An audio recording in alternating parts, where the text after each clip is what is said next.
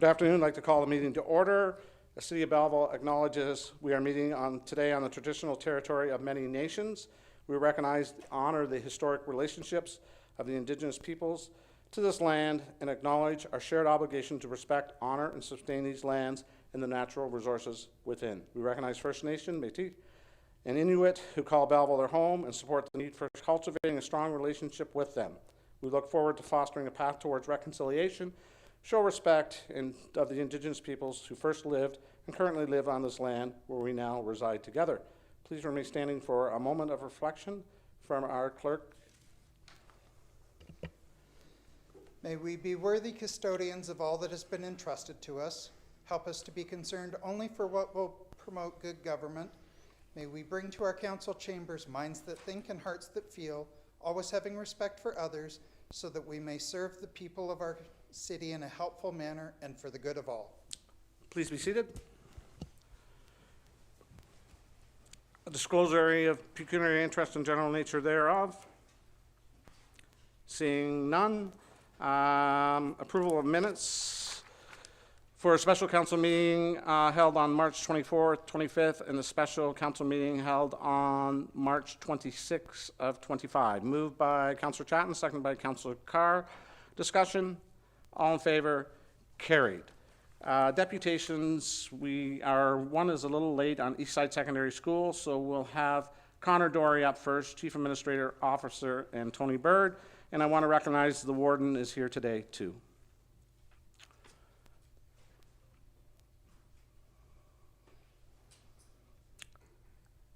Well, I guess they're putting you to work too, Warden, so.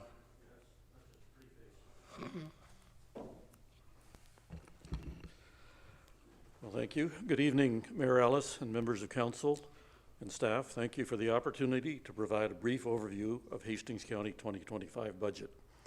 I would like to begin by highlighting the importance of our strong and historical partnership with the City of Belleville. Our shared priorities and collaborative efforts help ensure efficient, effective services that support the residents and strengthen the region as a whole. Hastings County delivers a wide range of vital programs for our 14-member municipalities and separated cities of Belleville and Quinte West. Many of the services that we provide directly to Belleville residents support the most vulnerable residents through community and human services, long-term care, and paramedic services. Provincial offenses, court, administrative is also an area where we provide service to you. These services are made possible through the strong, long-standing cooperative relationship we've built with the City of Belleville. Our shared commitment to meeting community needs ensures that resources are used effectively and that residents continue to receive high-quality, accessible services. As we look ahead to 2025, this partnership remains as important as ever, not only to address current challenges, but to also plan proactively for future growth and the well-being of Belleville and the wider region. I believe the 2025 budget reflects a strong foundation in achieving our mutual goal of supporting people and our communities. On behalf of the members of Hastings County Council, I would like to thank you again for your continued support and partnership.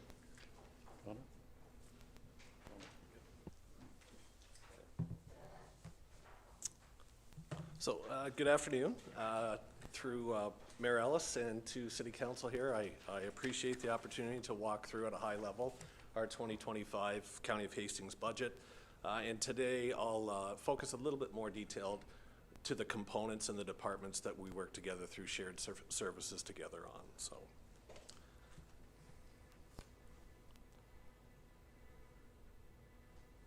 All right. So on the slide that you see before you is a budget overview essentially of the approved Hastings County Council budget with expenditures of approximately $223 million and a budget increase over 2024 of 6.29%. So the levy unique to that is approximately $20 million, and when you consider the growth that we've had in Hastings County for the past year, the actual rate is 4.67% after our growth of 1.56%.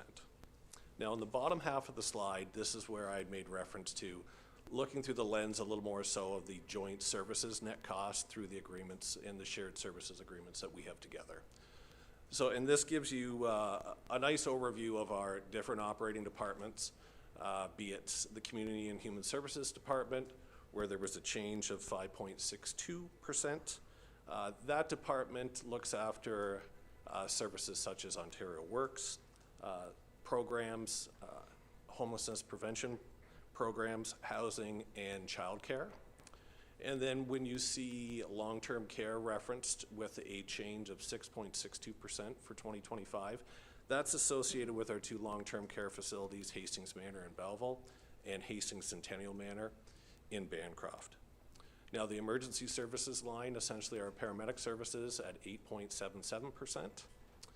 And then reference to our provincial offenses department when you see the negative of 162.76%, that's to the tune of increase net proceeds that's shared amongst the three municipalities. And then the 911 services that we provide with a modest increase of 2.3%. So in the bottom half of the slide, the references that I'm making to are essentially before any adjustments for growth amongst Hastings, Belleville, and Quinte West. So from a process perspective, when we look at our budget process, the joint committees in the month of March met on March 4th and March 12th, and they reviewed those dedicated operating department budgets and made a recommendation for the shared services budgets to go forward to the Finance Committee and further County Council. And then on February 18th March 18th of this past month, that's when our Finance, Property, and Personnel Committee works through the budgets in their entirety as our shared services budgets roll up alongside with the 100% dedicated Hastings County budgets into one package. And then from there, on March 27th, County Council gave formal approval to the overall budget itself. So this year, there's investments in our essential services that we provide, long-term commitment to the assets and infrastructures that we have at Hastings, ongoing efforts to prevent and reduce homelessness through homelessness programming, continue to work towards the goal of 4 hours of care at our long-term care facilities, as well as an enhancement in the Belleville core for our paramedic services group. So just a little bit more detail of each of the operating departments that we share from a long-term care perspective. The changes are really seen for this year's budgets associated with full year enhancements that were approved earlier in 2024. We do find that on a number of occasions we get funding announcements that are presented from the provincial government after our budgets have been passed. So that's where you sometimes see mid-year adjustments to reallocate those funds towards services that we provide. So long-term care continues to work towards ensuring all aspects of the Fixing Long-Term Care Act that's handed down from the province are met. There were a number of inflationary and salary pressures that we've been faced with over the course of 2024 and 25. And as I mentioned, working towards our 4 hours of care. Right now, both of our homes are approximately 3.7 hours of care, resident day. And then juggling the uncertainty of funding announcements. So we have still yet to have formal announcements shared with us from the province as far as how we will be funded at both of our homes for 2025. So we have to work through the process very carefully and conservatively in the absence of those funding announcements. Now from our emergency services department, 2025 is seeing the full year of operations at our new Sterling base, as well as a full year of our partnership with the Mohawks of the Bay of Quinte. Again, inflationary pressures for salary, benefits, supply costs, equipment, capital items, as well as the Belleville enhancement that I made reference to earlier.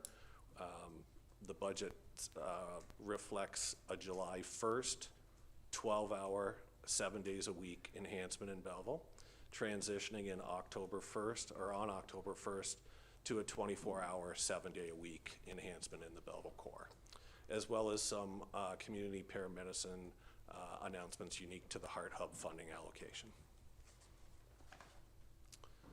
Our provincial offenses department sees certainly an increase in service demand, as well as a full year of the automated speed enforcement program.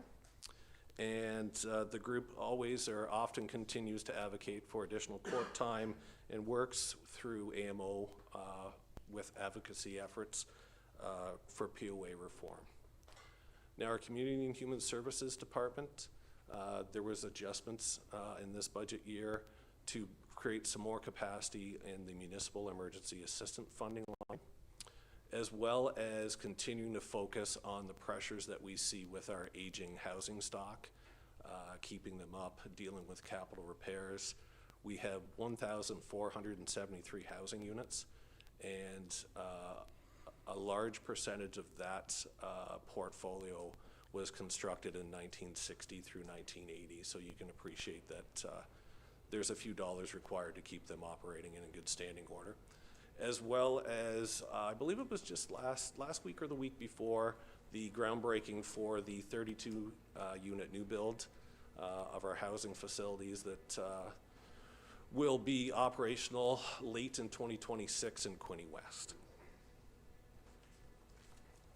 So I thought it would be helpful to give you a little more detail and outline our cost sharing formulas associated with these shared services. So when we look at our Community and Human Services Department, as well as our Hastings Quinte Paramedic Service, it's the shared services agreement is based on weighted assessment. So you can see here that Belleville is just over 41%, Quinte West is just shy of 30%, and Hastings County is just over 29% for this given year. When we look at our agreement associated with our provincial offenses group, the net proceeds from that department are shared based on the number of tickets issued in a given year. And below are estimates for forecasts of what we think should roll out for 2025, with Belleville at 83%, Quinte West just shy of 9%, and Hastings County just over 8%.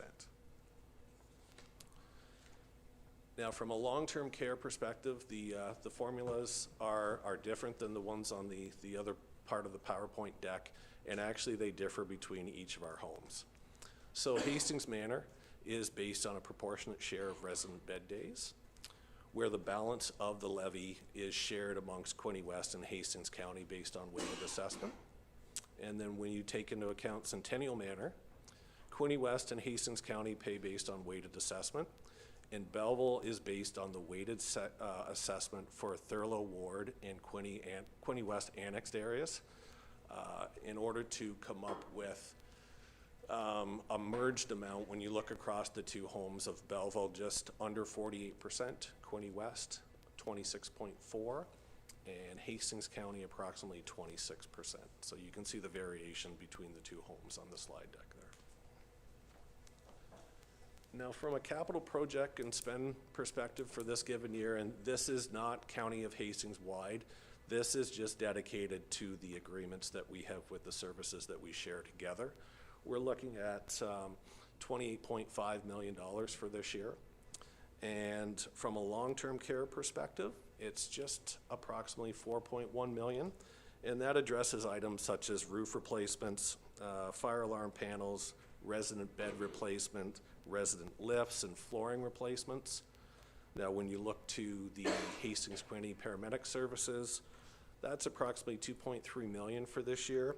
And that's, we're anticipating delivery of 11 ambulances this year, a logistical vehicle, as well as items like power load stretchers, computers, and laptops. And then our Community and Human Services group, which is the biggest of the three from a capital ask, that's approximately $22 million. And that addresses items like furnace, hot water tanks, roofs, windows, doors. We certainly do our best to participate and be successful in any potential grant opportunities. Right now, we're in our final year of 3 with CMHC, and that is making up a large percentage of our capital work for this year through the retro and replacement program, where CMHC picks up 30% of the capital costs. So we're doing our best to exercise that to the greatest we can. And then again, the Quinte West build of 32 units is within that number as well. Now, when we look at our operational expenditures, just shy of $207 million for 2025. Again, these are unique just to the departments that we share. The largest being Community and Human Services at 57%, long-term care at 25%, emergency services at 17%, our POA group at 1%, and then the 911 obligations are less than 1%, but you can just see a small sliver there to reflect the commitment in providing that service. And then when we look just to essentially the shared services levy side of it amongst the 3 municipalities, it's the split of the levy, $42.6 million approximately. And Belleville is at 39.5%. Quinte West is at 30.5%, while Hastings County is at 30% approximately. So thank you. That's a high-level review of our 2025 budget, and we've built the budget keeping in mind our strategic plan and the 4 pillars of a healthy, vibrant, connected, and sustainable communities within our municipality. And thank you again for your time, and happy to take any questions that you may have today. Thank you. Councillor Thompson? Thank you very much for coming, gentlemen. I'm fortunate to sit on a couple of your committees and always have enjoyed sitting on them for the number of years. One question on the repairs of the buildings. What ratio do you get from the province to help repair these units? Like we got 1,473 units, and yet, and we know they're old. Do we get an escalated amount from the Ontario government to maintain those? So thank you through Mayor Ellis to Councillor Thompson. As far as the day-to-day repairs to them, there's the aspect that I talked to or have spoken to in regards to the CMHC and the 30%, and that's for very specific items. It's got to be energy efficient, it's windows, it's doors. So there's that component of the obligation. And then we do have a funding source called the federal block funding that essentially came along with the download, and that is on a declining balance year over year. I believe it finalizes itself in 2029, but in all honesty, for the most part, the repairs and upkeep of our portfolio falls directly on the shoulders of the local levies. Yeah. May I just add one point to you, Councillor Thompson. AMO has recently released some information related to the operation of community housing, and they're stating around 90 to 95% of the operations of community or social housing is being funded by the municipality, where the other is being made up by either the province or the federal governments. So that is a significant percentage of our budget, and of the operations are being covered by the municipal side. Yeah, and the reason I bring that up is because it's, we have so many units and we're not building them, and we're trying to maintain these units we have, and it ends up again back on the municipalities, another download. And if we don't maintain them, then, and we know that the situations with tenants, some of them don't treat them very nicely, so we have a lot of repairs. But I just wanted to get the point out that the download is to repairs of these buildings, and most of them are what, say 30 years old, 40 years old? At least. Yeah. Yes. But I will say, one thing I want to compliment as the EMS, I chair the EMS, and I want to compliment our director of EMS for getting the base in Tanganyika and enhancing Prince Edward County, because those 2 units have saved us in getting another unit ourselves, which would get out to the cost. So thanks for coming. Any other questions? Councillor Carr? Thank you, Mayor. Thank you for your presentation. Just looking at the budget overview, and part of the reason why you're here is we've obviously set our budget. Council set a target at 5% for all outside agencies, and this is a little over. And so we're looking at that difference here today. And I understand you operate a little bit on a different fiscal year because of the province and funding. But I've noticed other counties in Western Ontario have approved their budgets much sooner than Hastings County. In fact, Wellington County approved theirs in January. And the reason why I bring up the timing is obviously we have strong mayor powers here. Strong mayor powers are going to be offered to Quinte West. So 2 out of the 3 in that pie chart, if you will, are now under legislative timeframes for budgeting. So is there ways in which Hastings County could advance their budget process to align with what Belleville and Quinte West will likely be strong mayor powers to ensure that we can then look at the hard numbers versus putting a bookmark in what those numbers may be? So thank you through Mayor Ellis to Councillor Carr. I can appreciate your question. Yes, it's complex. In regards to other upper tier municipalities across Ontario, not all of them provide the same level of service, which I'm sure you're well aware. So the complexity for us is that when you look at our shared services group, approximately 67% of our funding comes from provincial sources. And a great deal of them also come with uncertainty of when the announcements are going to happen. Some come in late December. We get some long-term care announcements in the end of February, early March. We're still waiting on some core information for some of the services into April and May. So, and with a lot of our programs running through the fiscal year, like you had made reference, from a province's perspective, we have to report and get funding announcements based on April 1st to March 31st. So that's where the complexity comes to it. And I can appreciate your ask because from a reserve perspective too, we need to be mindful of our reserves and the capacity to handle any variances. And with the size of our operating budgets to the tune of $222 million, the state of our general contingency reserves, unique to those departments, don't have much wiggle room to be wrong.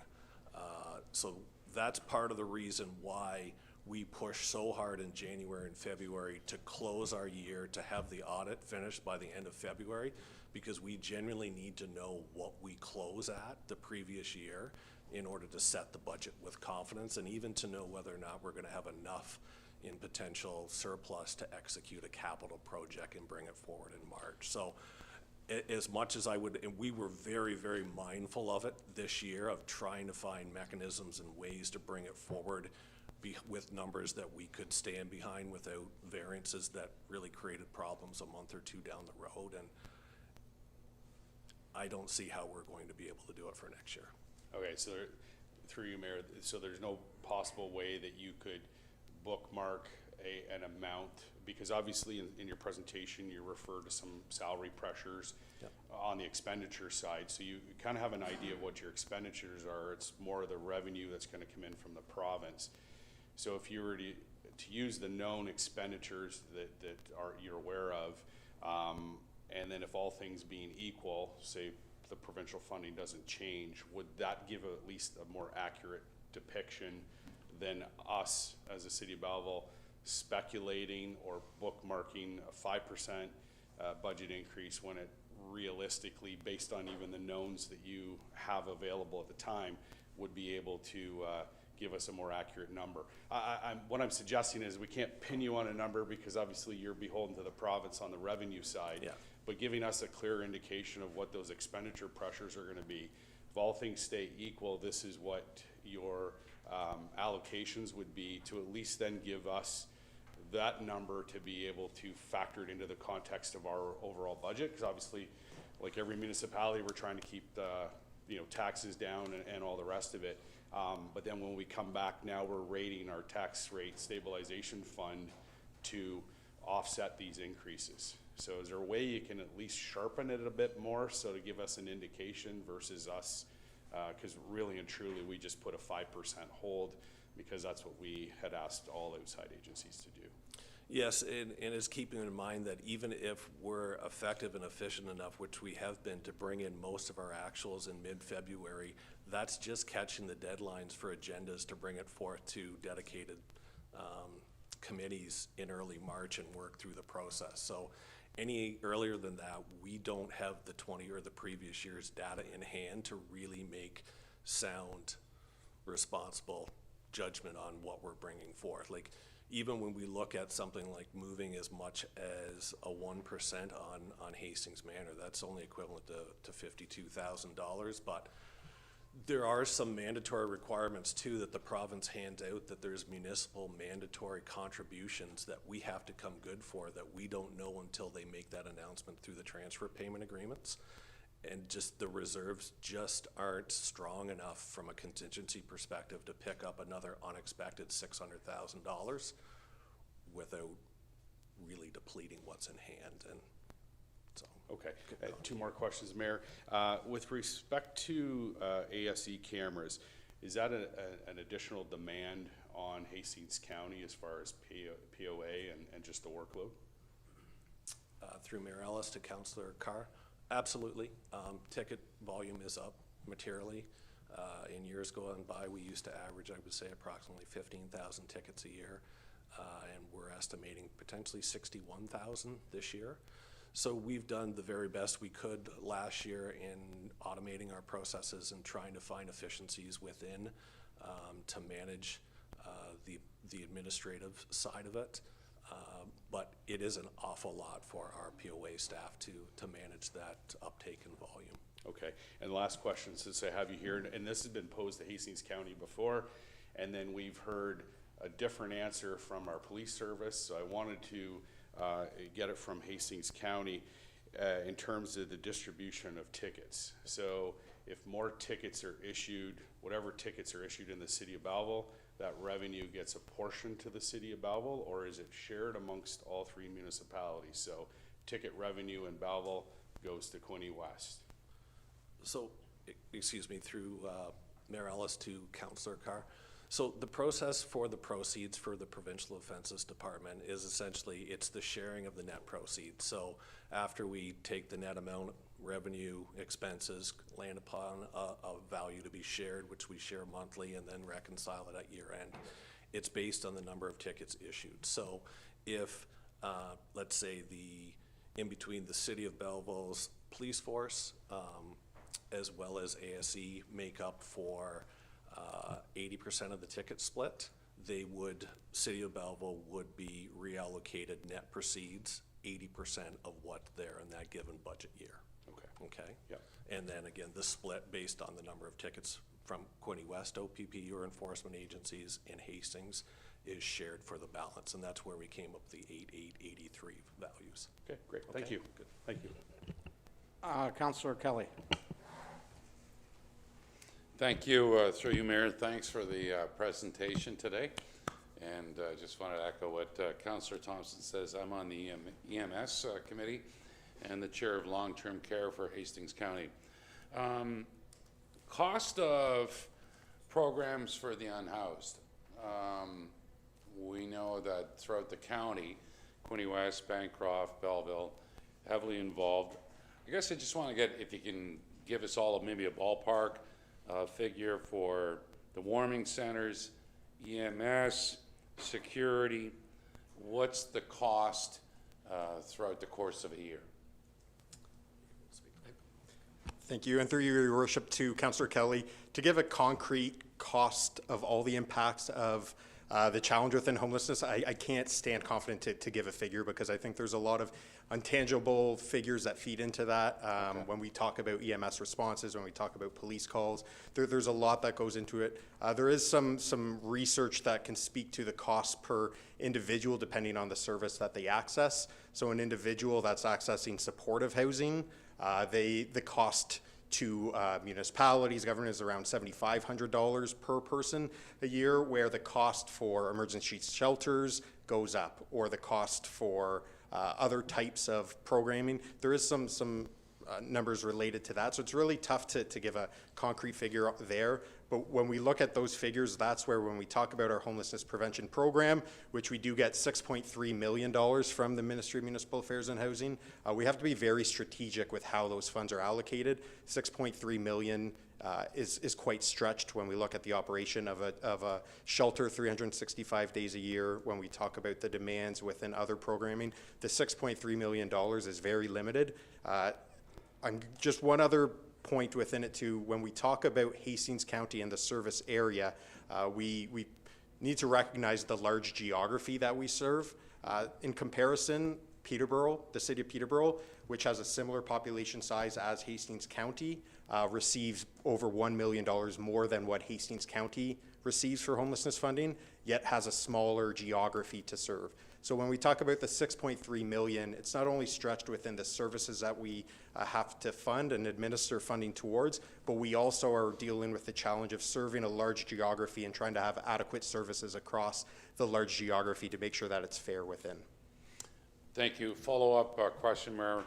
I looked at the budget and I see there's $575,909 for the Veterans Homelessness Program. How many vets in Hastings County use that program? Through your worship to Councillor Kelly, once again, I don't have the number in front of me, but that program is in partnership with Trenton Military Family Resource Center that works with veterans across all of Hastings County. It is a federally funded program that we were able to secure funding from within 2024. So a newer program that we should have some program outcomes that we can report. We are bringing forward to our May committees an annual report related to all of Community and Human Services program and some of those rent supplement type of programs like you're speaking to there. We'll have some program outcomes in that to provide some more tangible figures. Yeah, no, thank you. Appreciate that because when I saw it in the budget, I just wanted to know lay of the land, how many vets are using that program. So I appreciate it. Thank you very much. Councillor Brown? Thank you both. Relax. They know me well from committee meetings. My question is more so, and Connor, it was related to some of the dialogue you and I were having over the course of the weekend. Right now, in terms of the different avenues that homelessness prevention and the homelessness programs are being run, there's a view in terms of what's the city role, what's the Hastings County role, and now, as of April 1st, what the Heart Hub role is. And at what point we overlap or don't overlap, and where are the points of intersection? Is that something that would be, that we could help create from a Community and Human Services Committee perspective and through the council, in terms of being able to articulate that so that people will have a better understanding of who is accountable for what when it comes to homelessness? Through your worship to Councillor Brown, absolutely. When we look at the introduction of the Heart Hub within this service area, it completely changes that landscape that you're speaking to. So I think it's a very pertinent conversation to have, and Community and Human Services is a good avenue to have that conversation, but I also think we need to expand that to the partners, the stakeholders that are directly involved in the Heart Hub. I think there's some misunderstanding out there within the Hastings County's role within the Heart Hub itself. We are not the funding administrator for Heart Hub. We had to provide a letter of support to the Heart Hub application for CMHA HPE as that lead agent. But when it comes to a funding arrangement for the Heart Hub, Hastings County isn't involved. So when we talk about the introduction of Heart Hub and a very key portion of the homelessness serving system, I think Community and Human Services and the broader stakeholder groups should come together and provide some of that clarity of where that overlap exists. There's absolutely a ton of overlap within it, but I think a clear understanding amongst the group can also help inform our residents as well of the different responsibilities across all the group and agencies that come into play here. Yeah, and I think certainly, sorry if I may, a follow-up to that in terms of what the financial implications would be. Because there were significant parts of the Community and Human Services portfolio that would be attributed to things like supporting Bridge Street United Church and the meal program. Similarly, for the city, there was support through the grant funding program for the meal programs that were being conducted. With the introduction of the Heart Hub, should there be different considerations made when it comes to some of the financial investments that both Hastings County and the municipalities, and I say in terms of how we do it here in Belleville, but that certainly is true also in Quinte West and in virtually every municipal budget throughout Hastings County. So is that something that we could begin working towards sooner rather than later? Through your worship to Councillor Brown, absolutely. Again, Within our provincial funding sources related to homelessness, the HPP, Homelessness Prevention Program, we do have to submit an investment plan that is then approved by the province, and it has all those programs that do receive funding part of that, and that is a conversation that has to take place at our May committees as well. So I think when we talk about all these different investments, it can fit into that.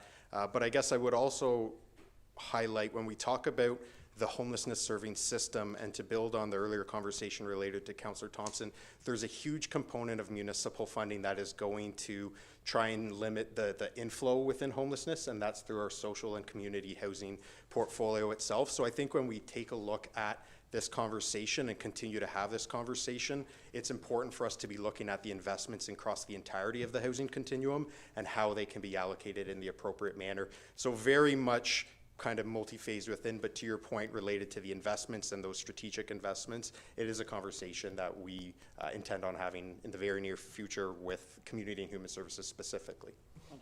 Thank you. Any other questions? Got a quick question. In your slide, so you mentioned the Heart Hub. Was that funding that you received from the provincial government on that slide, or what was that number?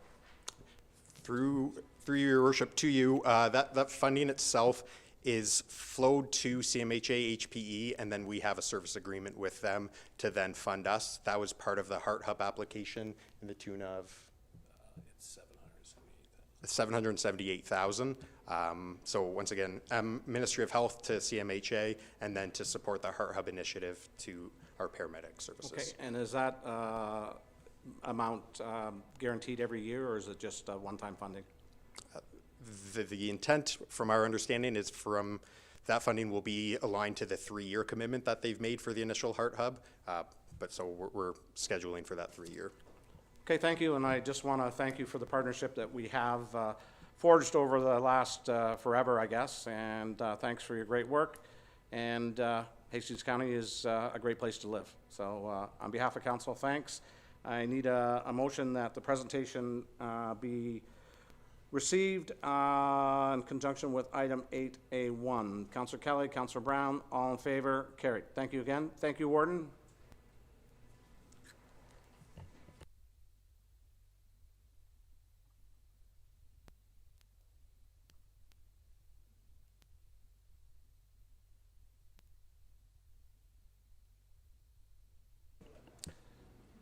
Our next deputation is our performance, and I just wanted to say I had the honor of watching them the other night in a special performance, and I thought that council might need a laugh tonight and some happy thoughts. So I've called them here, and I have a certificate. I believe Tab is here. Dale, did you want to go out and get your stuff down while we're presenting a certificate? On behalf of the council, congratulations. They finished first in the Kingston Improv show. They are going on. You can talk now. You can tell them where you're going, what you're doing, and how you need lots of practice to win the next thing we're going to do. So, everybody, Tab. Hi, I'm Tabitha from Eastside's Improv team. So yes, we did get the honor of participating in the Kingston Regional Tournament. All of these tournaments are provided by the Canadian Improv Games, which is a nonprofit organization that helps bring art and improv to Canadian high schools. We were able to win our Kingston Regional Tournament for the 2nd year in a row, so we're the first back-to-back champions from Belleville. So, yeah. And as of this Wednesday at 8 a.m., we are on our way to Ottawa to perform at the National Arts Centre Thursday at 7 p.m., and that will be live streamed, so you guys can always watch it. And that is the national tournament, so it's the top 15 teams from all over Canada. So a pretty big opportunity. We got to go last year, and it was amazing. So we're very, very excited this year. And we're very grateful for Mayor Ellis coming to our show. We had a great time. And we want to perform 2 of our events for you guys. So in a traditional improv tournament, there are 5 events you can play, and each team has to choose 4. And so we want to show you our 2 most entertaining ones. So we're good to start? Good to go. Okay. And this is my coach, Jim West. Hello, thank you for having us. Oh, okay. One of the games they're going to perform is called the Story Game. Unless you need to stand first. No. Story Game. So basically, it's one of the tournament games, and in the story game, the team has to perform an improvised story. They have 4 minutes to do it, an improvised story that uses narration. And so they're going to get a suggestion from you guys, and then they have 15 seconds to huddle, and then it's go time. So I'll let them pitch their game. You need somebody to pick a word? Am I okay to like walk through to get a suggestion? Okay. Okay, so hi, my name is Tabitha, as you all just learned, and today for our story event, I am asking you, our very professional audience, for a non-geographical location, such as A treehouse? or Inside the world's largest limousine. So yeah, non-geographical.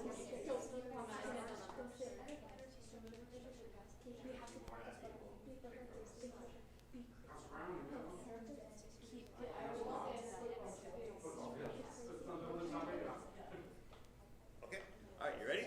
Yeah. Okay, you asked for a non-geographical location. You got at the Science Center. at the Science Center. This is Eastside Sector's improv team performing their story game. They asked for a non-geographical location. They got the Science Center. And we'll see the scene in 5, 4, 3, 2, 1. Improv! Once upon a time, in a science experiment lab, there was an organism and a leftover science project. And these two sciencey things were very close friends who worked together and lived in this lab together for a very long time. However, these two friends had yet to realize that their other friend, the first place science project for 5 years running, was missing. Oh.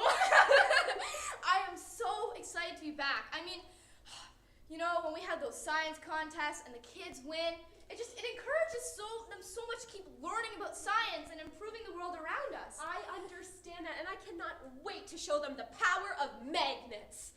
Every year they get to learn a little bit more, and that light when they start to learn everything, makes my day, makes my year. But you know the experiment that the children worked so hard on? Yeah, that volcano that brings everyone joy. Oh my gosh, everyone loves it. I don't see it.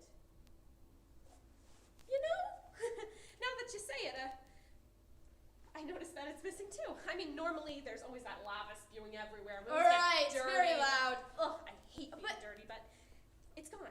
And if it's gone, the kids won't win first place. And if the kids don't win first place, they might grow a hate for science. And we all know what a world is like without science. You see, our friend Tabitha here, she tends to be a bit of an overthinker. Just the slightest little thing that goes wrong sends her into a crazy freak out. She is not gonna like this one. And you see Magna here, the magnets, always likes to try and keep a steady composure, but in this situation, their brain waves are becoming static. I can't even connect. I don't even know what's going on anymore without the volcano. Okay, I think we need to go to the biology room. Okay? Yes, the biology lab. Maybe they'll understand what's happening. And maybe they'll know where the project went. And so onto the biology lab, they ventured to realize that maybe if they could talk to the chemicals that make the volcano explode, well, they will know where this volcano had gone. I don't know why they always leave the chemicals in the biology lab. It doesn't make sense to me, No, but they do. But they're children. Yeah, they make mistakes. Oh, hello. Hi, chemicals. We are wondering where the volcano went. You see, if we don't find it, we're gonna lose science. If we lose science, we lose understanding, And then you'll just get dumped. I'm real worried. Down the sink. Yeah. No one will use you because there'll be no volcano to explode.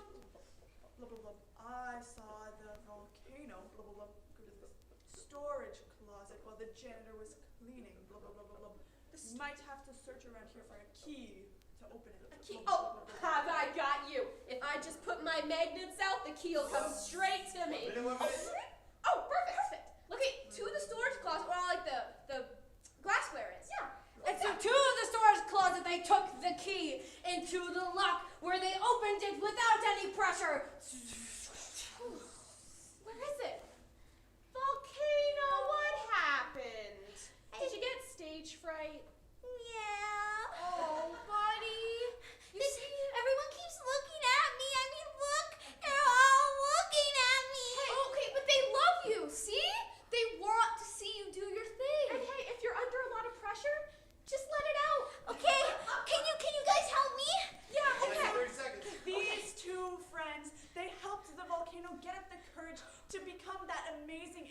experiment that it always was, and to show the children what science is like. All right, 3, 2, 1.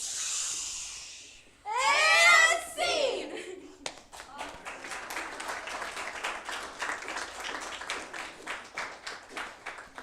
Okay, the second game they want to perform for you, they're very, very excited about. It's a style game.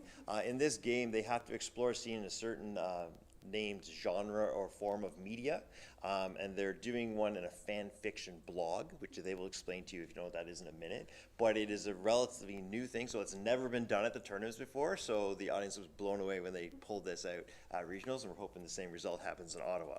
So I'll get them to explain this style to you. Hello, my name is Cassandra Morgan from Eastside's Improv team, and today for our style event, we're playing in the style of a fan fiction blog. For those of you who don't know, a fan fiction blog is where writers of all different levels publish their work to an online platform in a particular fandom or like a TV show, and they change the story or add upon it or just edit it in any way, and then they publish it as a new work. And for our style event, we are asking you, our lovely audience, for a well-known character, such as Santa Claus. or Spider-Man! What are your conventions? Oh, that's true.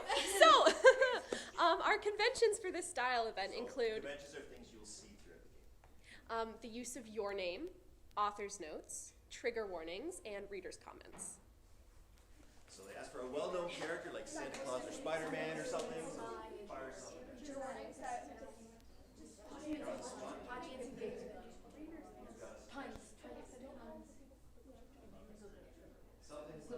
Maybe you could join your child's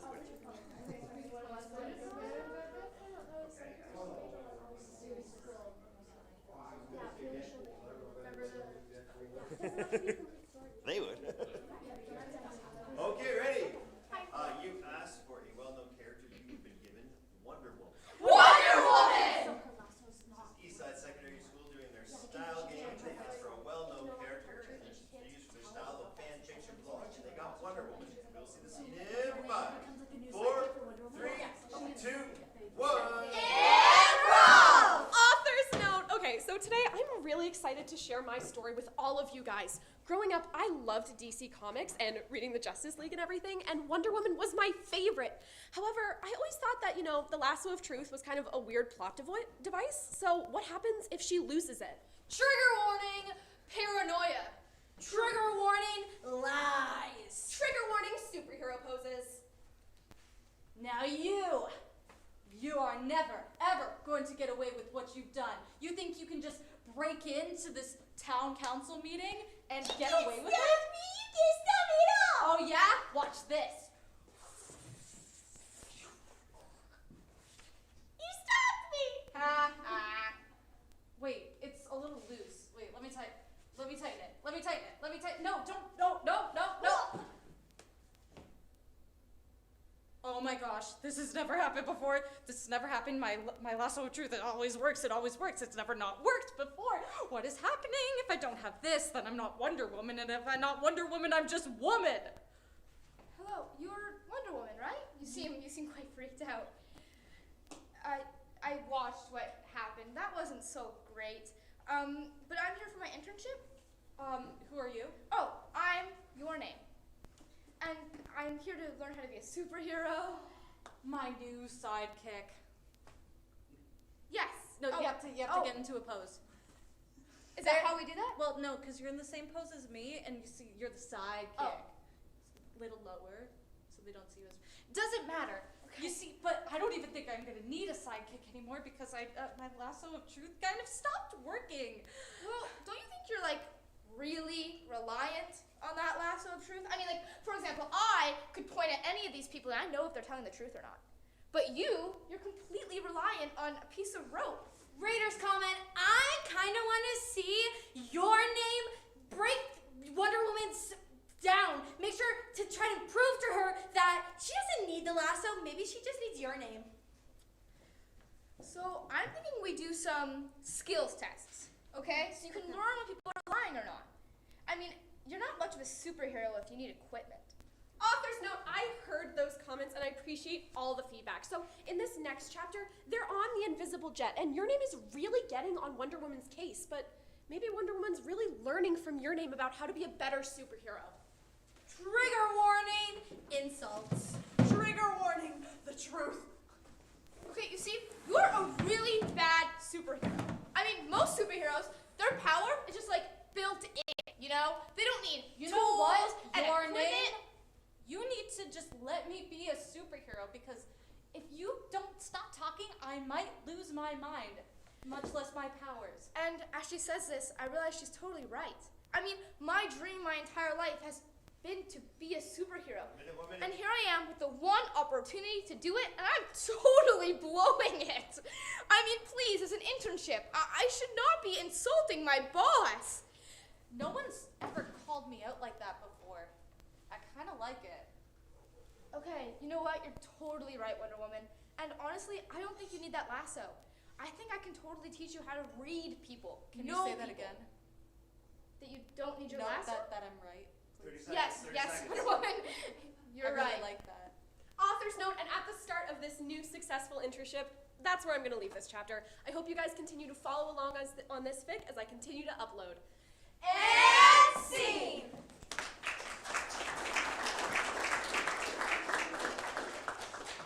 All right, thank you guys so much for being such a wonderful audience. We really love performing for you, and please wish us luck on our way to Ottawa, because it's a much bigger stage with much, much more people. But thank you guys, and thank you for this. Thank you so much. Thank you for performing. If you are interested in checking out the live stream of these guys, it's Thursday night at 7, and the website is improv.ca/nationals. Thank you very much. Thank you. Good luck, everybody. Yay.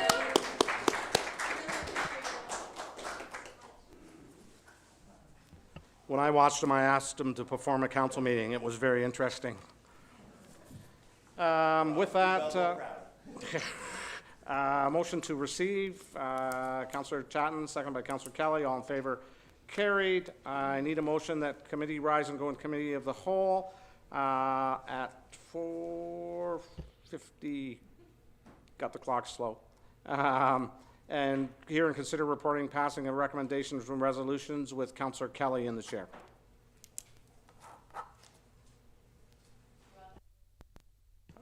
Moved by Councillor Chatton, seconded by Councillor Carr. All in favor? You're there, Mr. Kelly.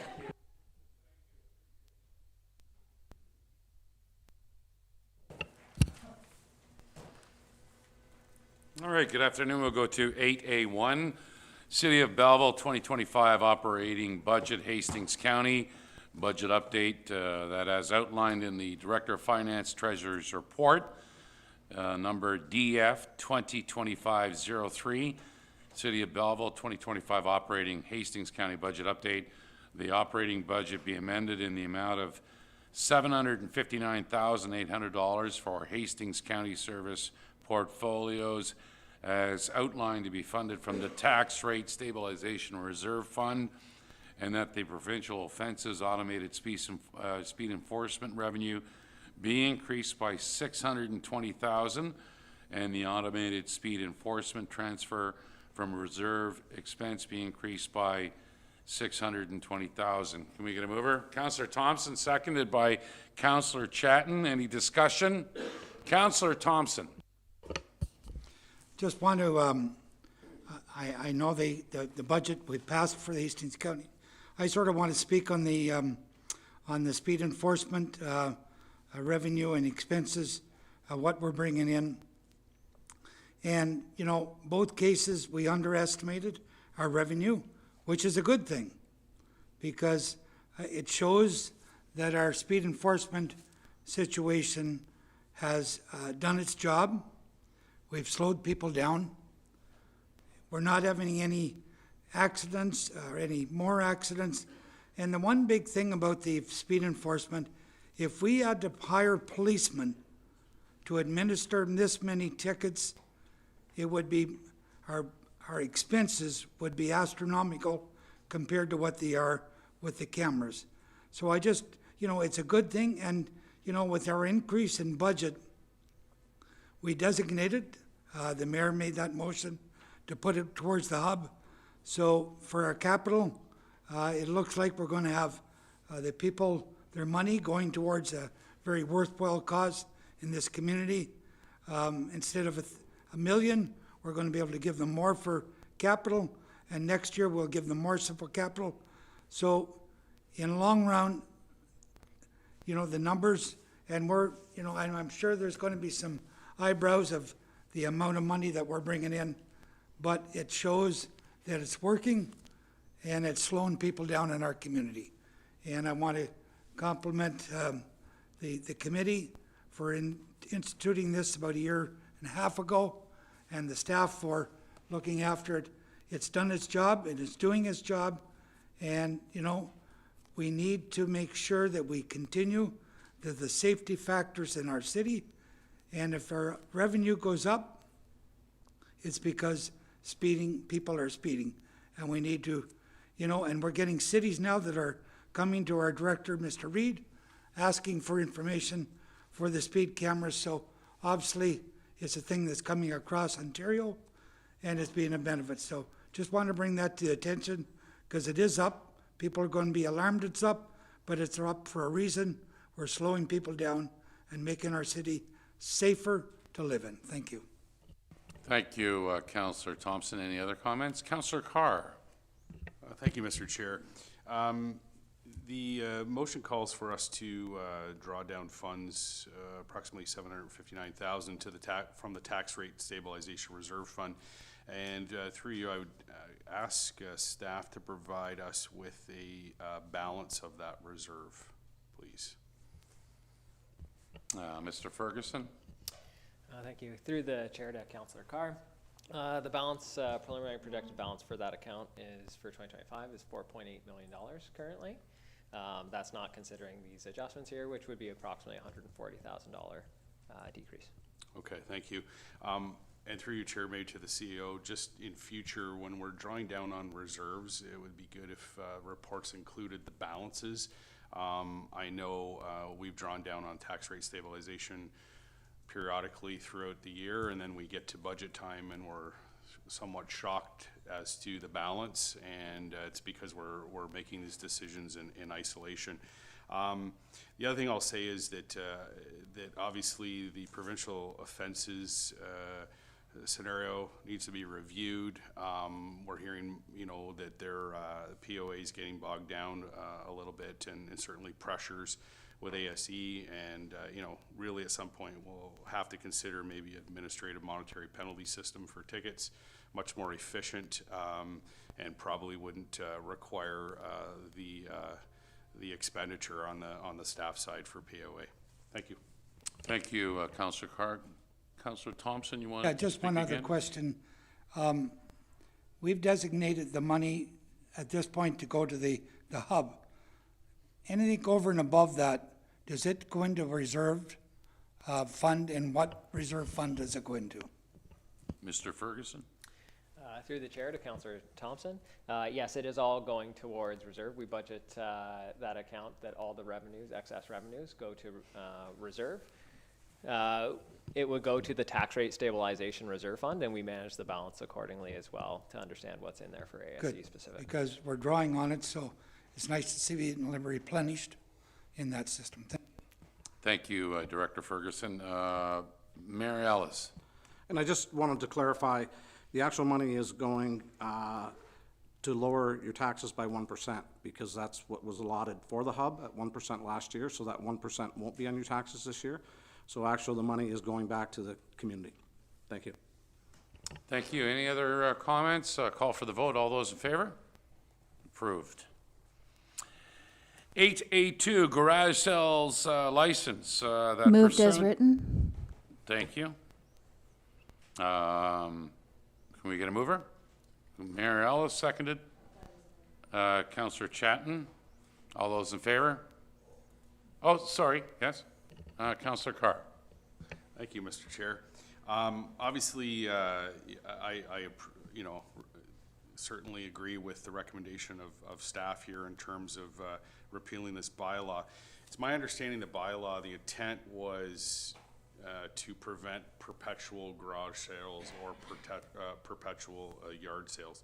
So I'm just wondering, with the repealing of this bylaw, what under our current bylaws or proposed bylaws would prevent someone from having a continual or perpetual yard sale and then turning into to some other type of venture beyond just a weekend yard sale is what this bylaw expects. What would you suggest?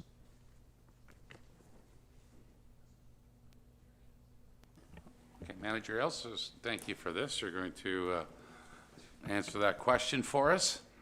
Through you, Chair, to Councillor Carr, we actually have a business licensing bylaw in place that specifies anything more than what is defined, or the shared definition of garage sales from the 1999 bylaw says that you require a secondhand goods license. Okay, very good. Thank you. Thank you. Any other comments, questions? Call for the vote. All those in favor, approved. It's good to see that pass tonight because yard sales bring communities together. 8A3, revised Belleville Youth Engagement Committee terms of reference. Move as read. Second operator. Mover was Councillor Thompson, seconded by Mayor Ellis. Any discussion? All those in favor? Approved. 8A4, approval of new harassment, discrimination, and violence policy. That pursuant to the Director of People and Corporate Services report number DPCS 2025-01, that the new harassment, discrimination, and violence policy be approved, which would repeal the previous workplace discrimination and harassment policy, respectful workplace policy, and violence policy. Can we get a mover? Councillor Chatton, seconded by Councillor Brown. Any discussion? All those in favor? Approved. 8A5, CN Yardman Memorial Project, that pursuant to the Facilities Manager's Report, number FM 2025-01, the 2025 capital budget be amended to add the CN Yardman Memorial Project, adding funding in the amount of $18,000 to be funded through the Asset Management Reserve Fund. Can we get a mover? Councillor Chatton, seconded by Councillor Thompson. Any discussion? Councillor Thompson.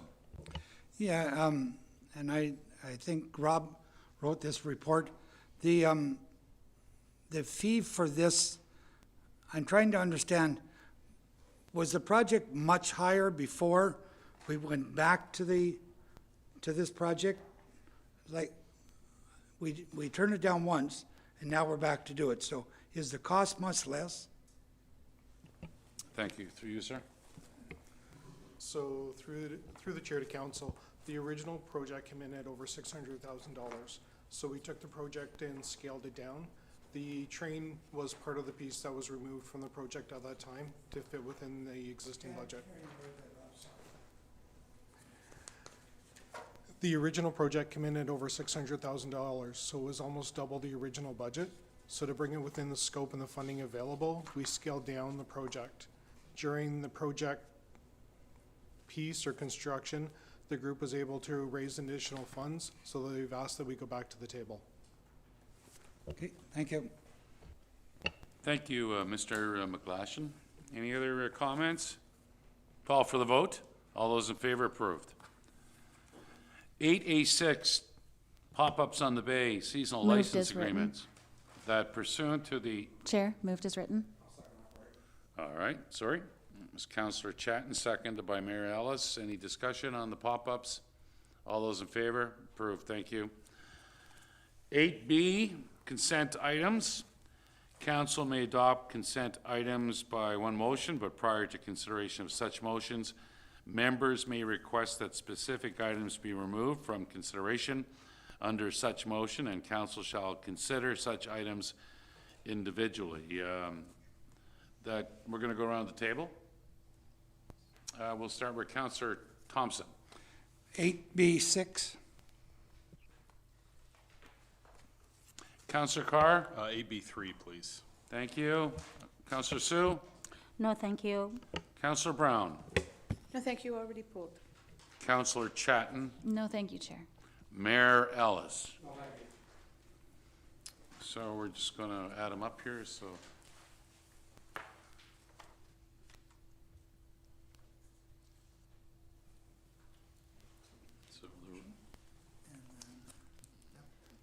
three.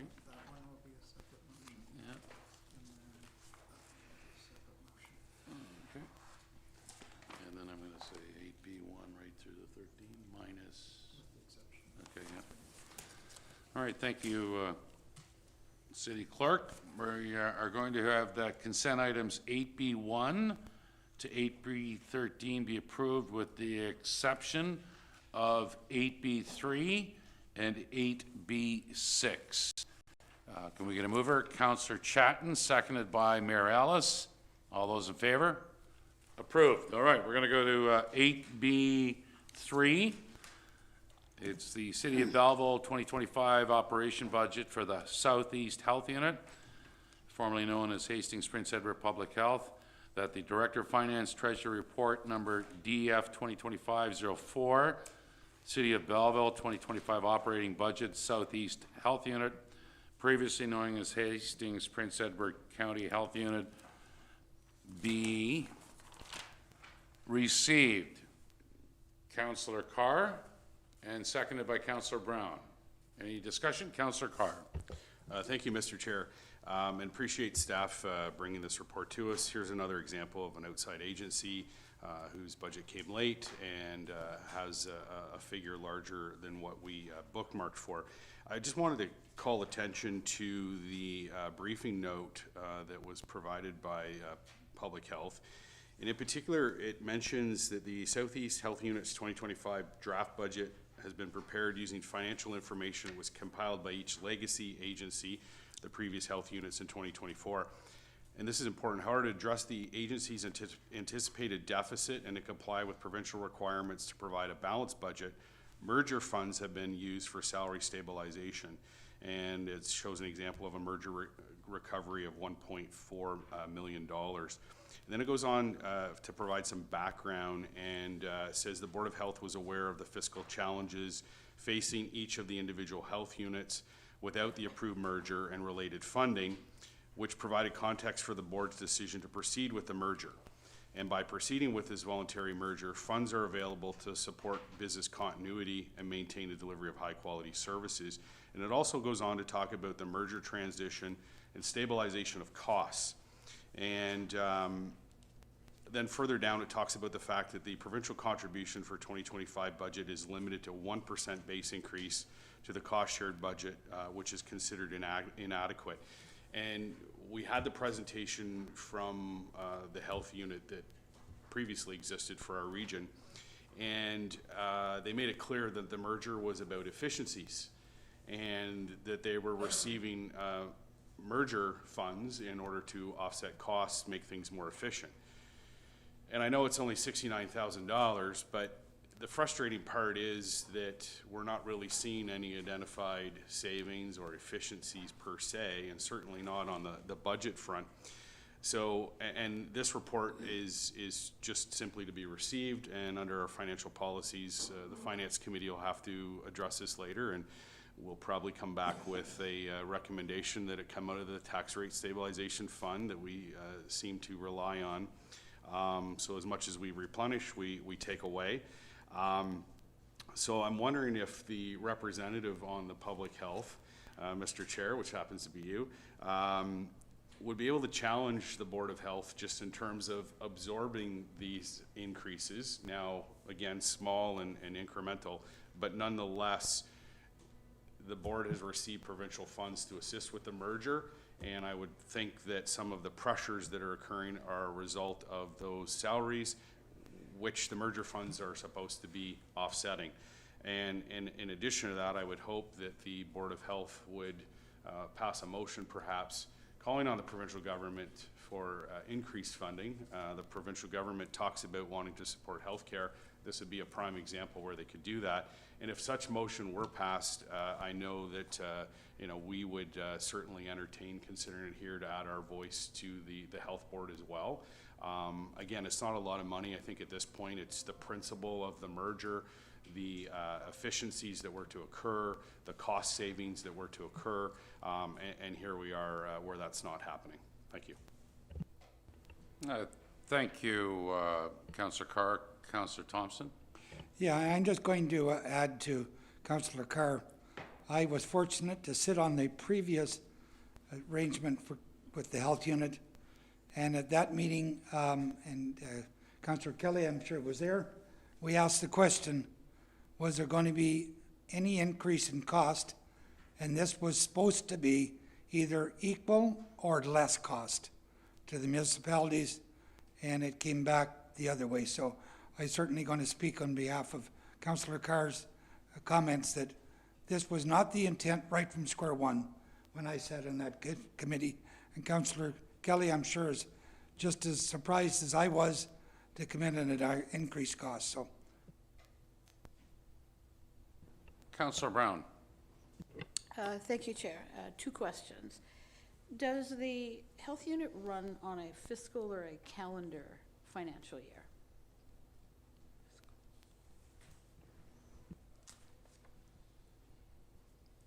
I'll have to,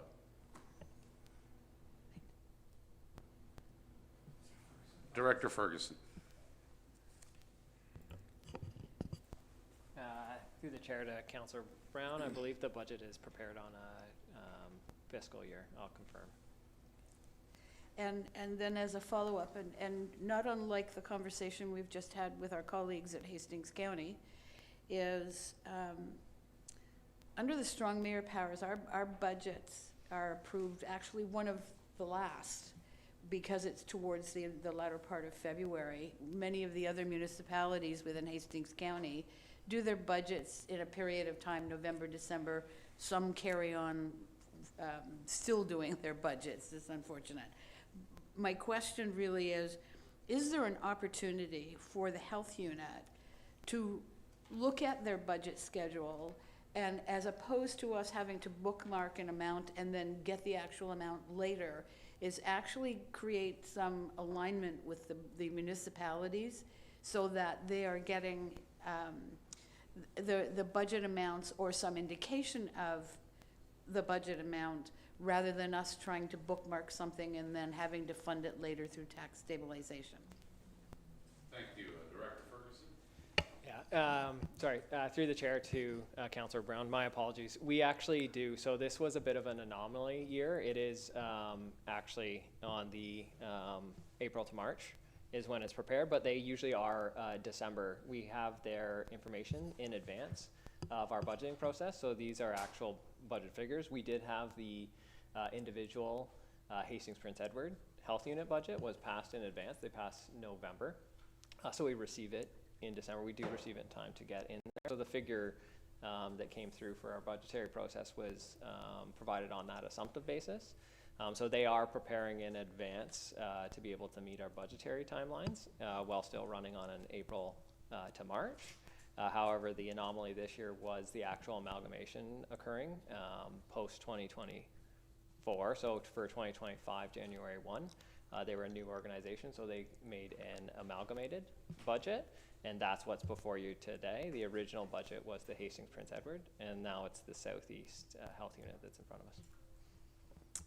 Councillor Brown. Sorry, and the explanation provided actually provoked another question, which is, if we already had the budget numbers in place and felt that our bookmark of 5% was appropriate, and yet when we received the amalgamated budget amounts into it, it had increased, who made the decision that the cost should be increased over what our then pre-merger health unit had indicated they needed to spend? And in that decision, did that suggest that in fact the merger resulted in increased costs versus the efficiencies and decrease that we were expecting? Director Ferguson. Through the chair to Councillor Brown, I probably can't comment specifically on that. That would have gone to the health unit committee or board for passing at that point in time. I'm not sure if it was premature for the amalgamation figures, if they didn't have them brought together at that point in time. That would be speculative, but obviously the Hastings Prince Edward budget was passed ahead of time before 2025, and then following that the amalgamated budget that's before us today was subsequently passed in February.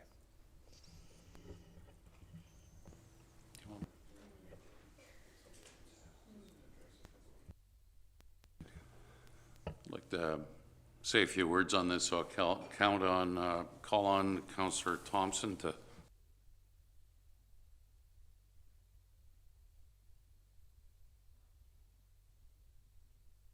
Councillor Kelly.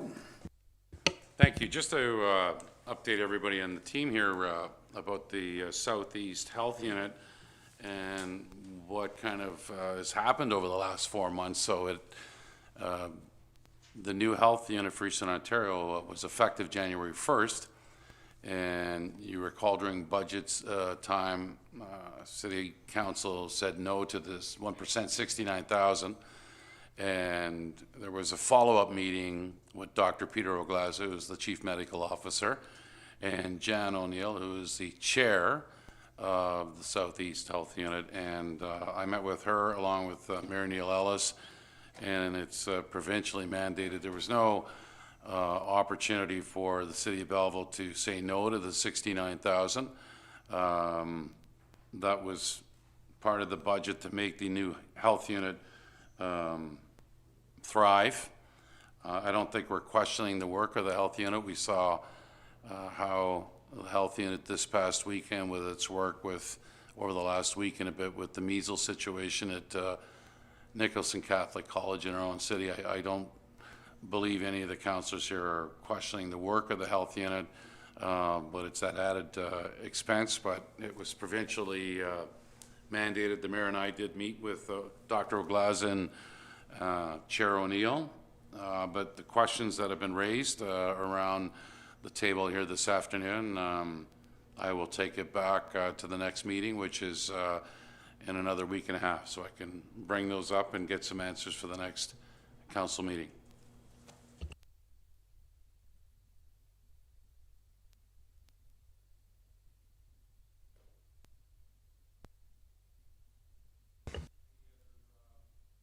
Any other comments on that, or call for the vote? All those in favor? Approved. Thank you. Where are we here? Where's the next one? This one? The next one is 8B6, inspection of Belleville drinking water system on January 21st, 2025, planned event number 1. Resolution is that the Director of Environmental Services report number DES 2025-03 regarding the Ministry of the Environment Drinking Water System Inspection Report for the Belleville Drinking Water System be received as information. Can we get a mover? Councillor Thompson, Councillor Chatton. Any discussion? Councillor Thompson. No real questions. I just want to compliment our director, Mr. DeCola, on 8B6, 8B7, 8B8, and 8B9. And Belleville Drinking Water, Belleville Sewage Collection System, Jane Forster's Park, Belleville Water Pollution, all come in at almost perfect. I want to compliment him and his staff. You know, we don't very often read these reports extensively because they're long and boring. But, you know, they mean something to the city, and Mr. DeCole is nodding his head, they're long and boring. But compliments to him and his staff for bringing this in over the years. And the number of years I've been on council, I've never seen really a bad one report yet, so congratulations. Thank you. Call for the vote. All those in favor? Approved. Thank you. That takes us to 8C, information items. Council may adopt information items by one motion, but prior to consideration of such motions, members may request that specific items be removed from consideration under such motion, and council shall consider such items individually. We'll start to, where is it? Oh, sorry, only one item. Anybody? Okay, Councillor Carr, seconded by Councillor Chatton. All those in favor? Approved. Sorry, man. Rise and report. Yep, rise and report. Rise and report that Committee of the Whole does now rise and return to council at, I have 5:22. Thank you, Councillor Kelly. Thank you, Mayor. Today I woke up to your voice and I'm falling asleep with your voice also, but thank you for your work tonight. I need a motion for bylaw 25, 55, 56, 57, 58, 59, 60, 61, 62, 63, 64, 65, 66, 67 be read a first, second, and third time. Moved by Councillor Chatton, moved by Councillor Thompson. Discussion, Councillor Carr. Yes, thank you, Mayor. I'd like 9.2, bylaw number 2025-56 pulled and request a recorded vote. And I'll just speak to it since it's on the floor.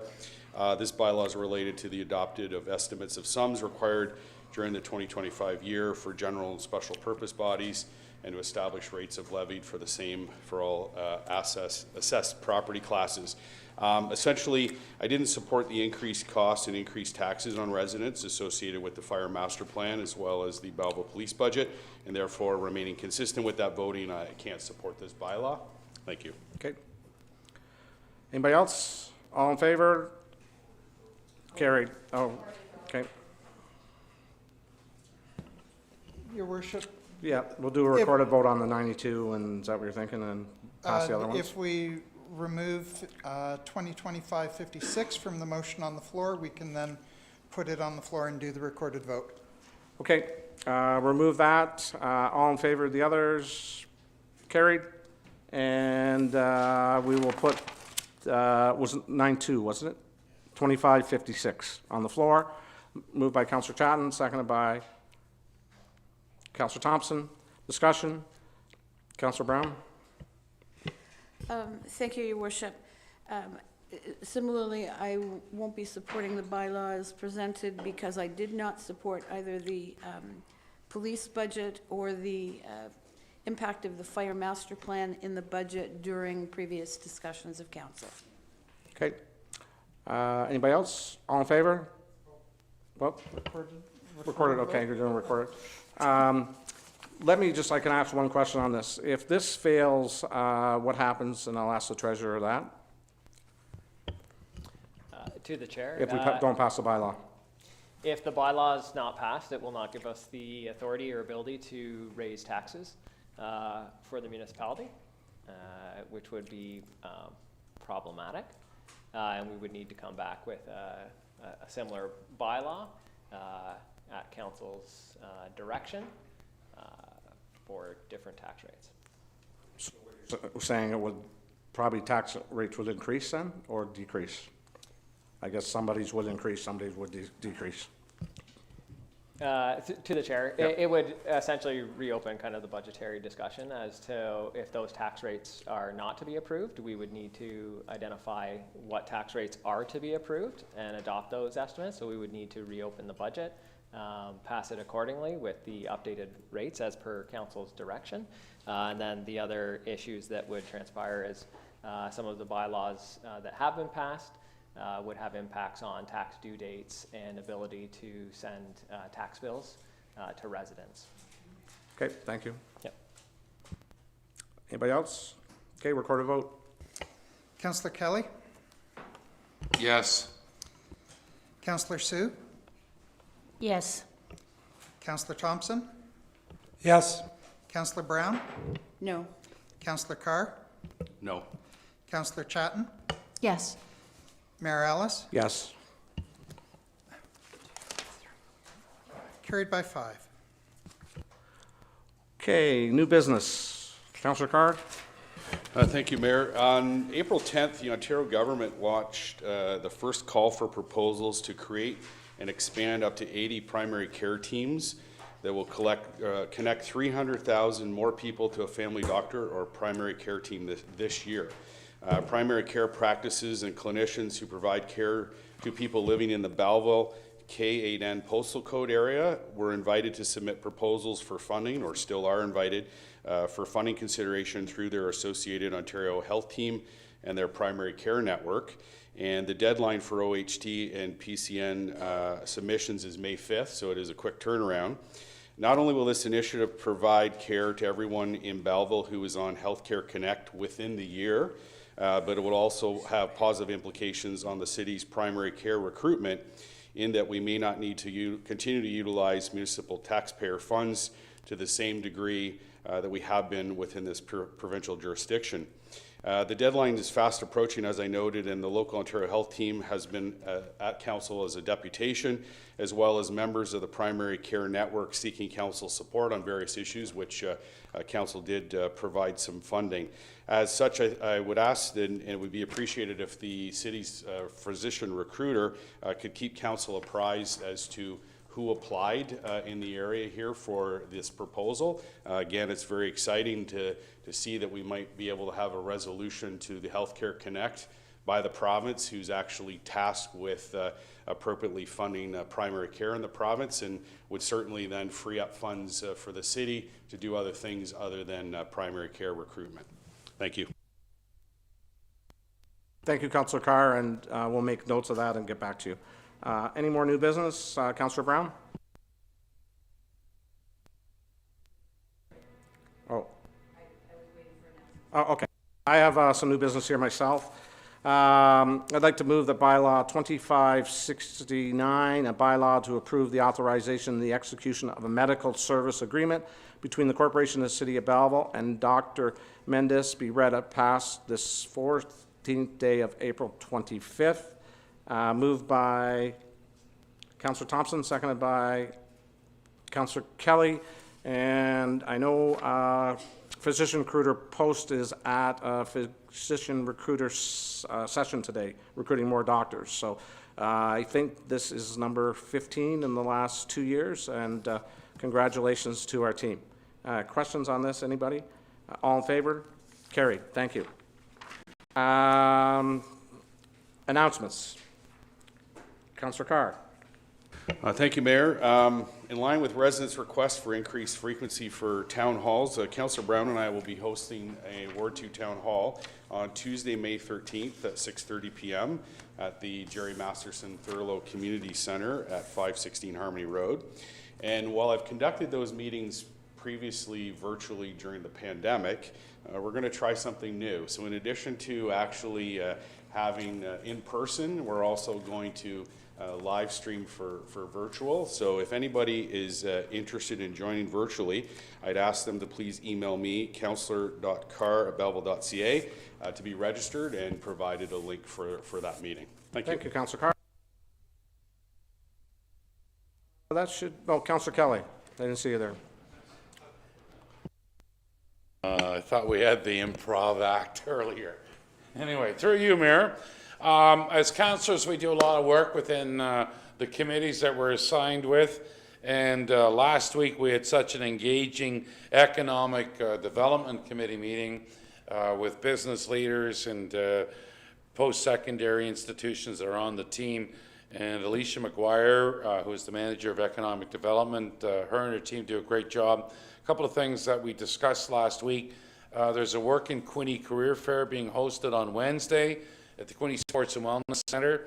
50 plus different groups will be there looking to hire people. Am I too loud, Councillor Thompson? Okay, sorry. Also too, at the meeting we discussed the business support portal at the Belleville.ca tariffs. It was launched on March the 4th in response to all this tariff talk with President Trump in the U.S. and businesses exporting to the U.S. So there's a survey done, over 30 responses received to date. So that's really valuable information. And a couple weeks ago, we had President Mark Kirkpatrick speak to us, gave a deputation about what's happening at Loyalist College and what does the future look like. Well, President Kirkpatrick spoke last week at our meeting and gave us an update. They've created a roadmap to be shared with regional partners to ensure that there's a strong voice going to Queen's Park in Toronto and setting up the positioning for community colleges. And there's teamwork being done with Algonquin and Pembroke, Brockville, Cornwall, Loyalist, and Lindsay. And one of the things I took from the meeting last week when the president from Loyalist College spoke, 24 programs have been postponed for September. 24. International students this year at Loyalist College, the number is 1,100 plus. Registered for next September international students, I believe the number was 51. So we don't want to see programs canceled. Communities like Belleville and some of the other communities I just mentioned, they're affected. We need a strong community college. So President Kirkpatrick is working with our economic development team here at the city, and it's really important that we have a strong Loyalist college. So I'll leave it at that. That's all I have for you, Mayor. Councillor Thompson? I'm going to go after Councillor Kelly tonight. A couple of weeks ago, I went out and celebrated 30 years. Well, I'll bring extra plugs next time. Yeah, a couple of weeks ago, I went out to Desert Streams and celebrated 30 years of life in our community, and it was an honor to bring greetings on behalf of the city. But the good news is they have a project they're working on. They're going to build social housing for reduced rents, geared to income, and they're going to build a new church. This is a long-year program, but they're going to have up to 60 to 150 new units. It all depends on their plans, their funding. So good, and it's going to be in the same location. So I want to compliment them on their 30 years and their endeavor to provide housing. So thank you. Anybody else? Okay, I just wanted to make a comment. I'm really proud of our city workers. I got a call last Thursday or the Thursday before on Peterborough that they were hit very hard with the ice storm. Tons of trees down. Mayor Leo called me on a Thursday afternoon and said, we need help. Is there any way you can send us a crew? And with discussing with our CAO and Director Reed, we here were in a lot better shape, and the crews worked here and got 90% of our cleanup. We sent a crew of, I believe, 5, Director Reed? 6 with a chipper truck, a dump truck, half-ton, and there are lots of chainsaws, I guess. And I just want to say the calls that I got from citizens of Peterborough were just heartwarming. And at one time, Joe said they were at a restaurant and they went to leave, and the restaurant, somebody in the restaurant picked up their meals. That's how much they're appreciated. So the mayor wanted me to thank all the council and staff for helping him out. Hopes that he never has to come down and help us out, but he says if he needs us, if we need him, Peterborough will be there. So congratulations, Joe. If you could give those 5 gentlemen, I thank you on behalf of council, how they represented our city. I'm proud of them. So it was great. And they were there, I believe, Friday to Sunday, Sunday night, and were put up in Peterborough, and they all stayed, and they worked a lot of hours. And I know that it was much appreciated, Joe. So thank you for Director Reed. Mentioned that to the crew that they made us proud. So with that, I need a confirmatory bylaw, the bylaw number 2568, to confirm the proceedings of council meeting held on April 14, 25, be moved and seconded. Moved by Councillor Chatton, seconded by Councillor Carr. All in favor? Carried. A motion to adjourn. Moved by Councillor Kelly, seconded by Councillor Thompson. All in favor? Recorded vote on that? No. Okay. Passed.